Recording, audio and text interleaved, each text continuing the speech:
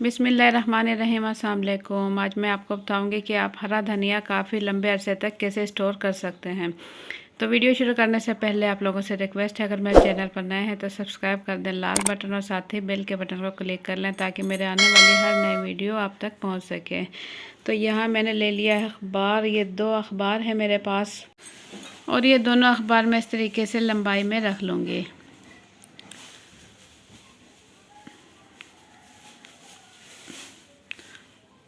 लंबाई में रखने के बाद जो धनिया है मेरे पास, मैं इसे वॉश नहीं करूँगी। जैसा आया है इसी तरीके से खोल कर इसे मैं इस तरीके से बिछा लूँगी लंबाई में। ये देखें, इस पे इसके साइडों में मिट्टी वगैरह लगी हुई है, तो जब मैं यूज़ करूँगी उस टाइम मैं इसकी मिट्टी वॉश कर लूँगी। तो इस टाइम मैं इसे इसी तरीके से बिछा लूँगी।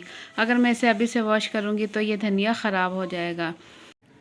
तो जिस टाइम मुझे ज़रूरत होगी, जितना धनिया लेना होगा उतना धनिया मैं निकालूंगी और उसे यूज़ कर लूँगी। फ़िलहाल मैं अखबार पे से इस तरीके से बिछा लूँगी। ये धनिया मैं स्टोर कर सकती हूँ, 1 माह तक ये धनिया इस तरीके से चल सकता है।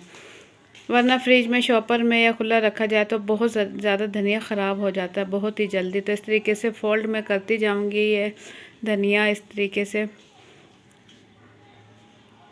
फोल्डिंग इसके अच्छे से कर लूँगी। देखें, पूरा अखबार में पूरा धनिया मैं अच्छे से फोल्ड कर चुकी हूँ और साइडों से भी मैं इस तरीके से इसकी पैकिंग अच्छे से कर दूँगी। तो इसकी पैकिंग मुकम्मल करने के बाद मैं इसे एक बड़े से शापर में रख लूँगी और इसके बाद इसे फ्रीज़ कर लूँगी और इसे इस्तेमाल कर सकती हूँ मैं 1 माह तक। ये धनिया बिल्कुल ख़राब नहीं होगा। जितना यूज़ करना उतना निकालें और यूज़ करें।